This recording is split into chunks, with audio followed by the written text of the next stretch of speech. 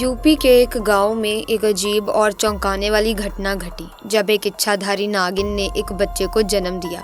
नागिनों की शक्तियां किसी से छिपी नहीं हैं। वे न केवल रूप बदलने की क्षमता रखती हैं बल्कि अपने गुस्से और बदला लेने की ताकत से भी खौफ पैदा करती हैं। इस बार गांव वालों ने गलती से कुछ ऐसा कर दिया जो नागिन के क्रोध को और भी भड़काने वाला था। अब नागिन के अंदर का बदला लेने का जुनून और गांव वालों के लिए खतरे की घंटी बन चुका था। ऐसे में ये जानना दिलचस्प होगा कि उस नागिन ने गांव वालों के साथ आखिर ऐसा क्या किया जिससे सभी के रोंगटे खड़े हो गए। सो जानिए इस रहस्यमय और खौफनाक कहानी के बारे में विस्तार से। कहा जाता है कि नागमणि केवल नागलोक के नागों के पास होती है। इसे हासिल करने के लिए किसी योग्य व्यक्ति को नागलोक तक पहुंचने की आवश्यकता होती है। हालांकि इस संबंध में कई रहस्यमय और काल्पनिक कथाएं भी प्रचलित हैं। दोस्तों, आपको बता दें कि कोई साधारण इंसान इस नागमणि को हासिल नहीं कर सकता, लेकिन नागमणि के इतने फायदे सुनकर हर कोई इसे पाने की इच्छा जरूर रखता है, लेकिन कोई इसे हासिल नहीं कर पाता। और अगर कोई लालच में आकर चालाकी से नागमणि हासिल कर ले तो उसका अंजाम बहुत ही ज़्यादा घातक होता है। ऐसी ही एक घटना हम आपको बताने वाले हैं जिसे देखकर गांव वालों के पैरों तले ज़मीन खिसक गई। सो आइए जानते हैं इस वीडियो में। लेकिन इस वीडियो में आगे बढ़ने से पहले, पूरी घटना जानने से पहले, जो भी लोग महादेव के भक्त हैं वो कमेंट सेक्शन में हर हर महादेव ज़रूर लिखें। प्यारे दोस्तों, ये चमत्कारी घटना है उत्तर प्रदेश के एक छोटे से गाँव खेरागढ़ की। दरअसल ये घटना घटित हुई निशांत जी के साथ। जो निशांत करीब आज से 5 साल पहले एक साधारण एवं गरीब किसान का जीवन व्यतीत करते आ रहे थे। वो अक्सर जंगल में अपनी बकरियां चराने जाया करते थे और खेतीबाड़ी का काम भी करते थे। एक दिन बकरी चराते चराते वो जंगल के थोड़ा और अंदर निकल गए। उसी जंगल में एक इच्छाधारी नागिन अपने नाग के साथ एक विशाल पेड़ के पास रहा करती थी। वो नागिन गर्भवती थी। शाम का वक्त था और निशांत जब उस पेड़ के पास से गुजरा तो उसे वहाँ एक तेज चमकती चीज दिखाई दी, परंतु साथ ही वो दोनों नाग नागिन भी वहीं थे।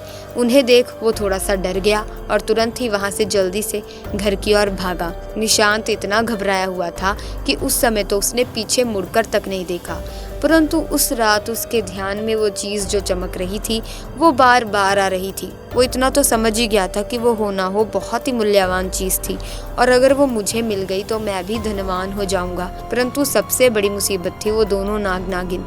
अगले दिन वो वापस जंगल उसी पेड़ वाले स्थान पर गया और कुछ दूर खड़े रहकर छिपकर उस पेड़ के पास रह रहे नाग नागिन को देखने लगा। कुछ देर देखने के बाद उसने ध्यान दिया कि नागिन तो गर्भवती है।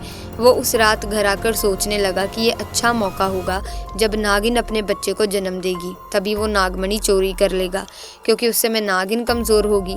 बस नाग को मारना होगा। कहते हैं अगर किसी नाग के मुंह की तरफ गोबर मार दिया जाए तो वो अपना होश खो बैठता है। अब निशांत हर रोज़ गोबर लेकर उस विशाल पेड़ के पास छुपकर सही मौके का इंतज़ार करने लगा। एक दिन वो मौका भी आया जब नागिन अपने बच्चे को जन्म देने वाली थी। तभी चुपके से निशांत ने नाग के मुंह पर तेजी से गोबर मारा और फिर एक बड़े पत्थर से नाग को मार डाला।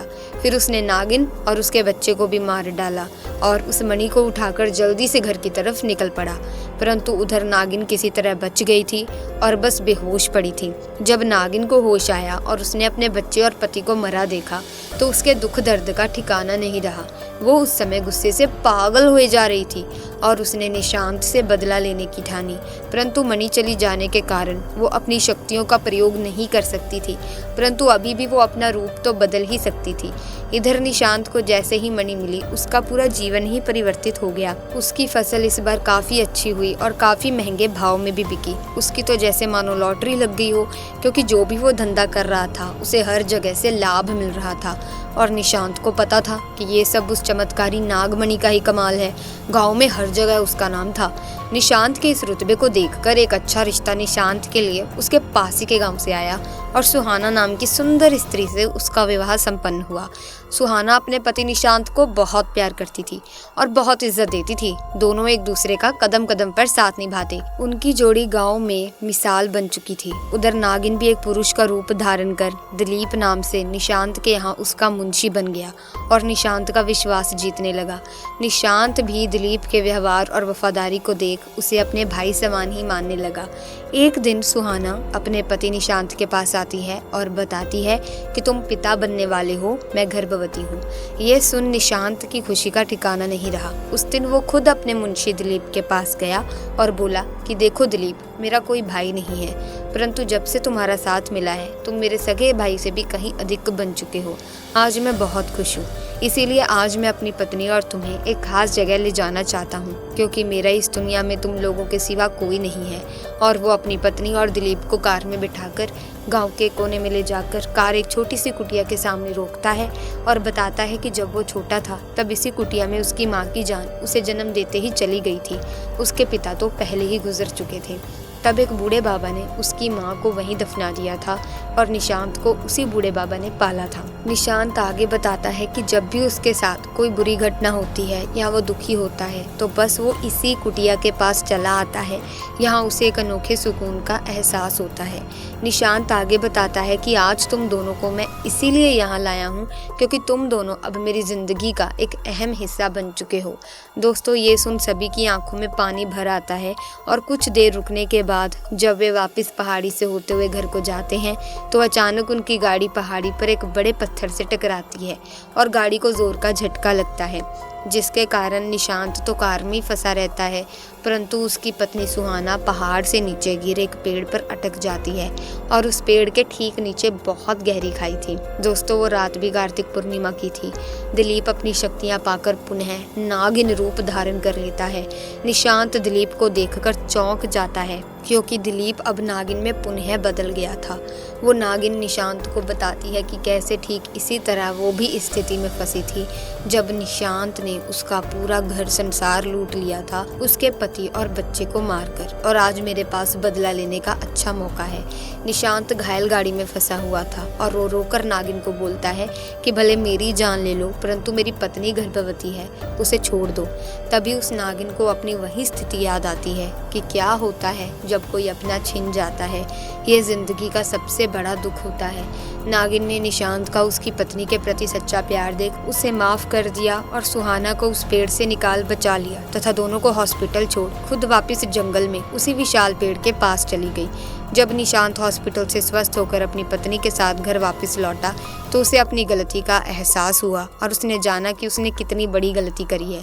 वो नागमणि को लेकर उसी विशाल पेड़ के पास गया और उस पेड़ के पास उस नागमणि को रख फूट फूट कर रोने लगा और शाम को घर वापस आ गया।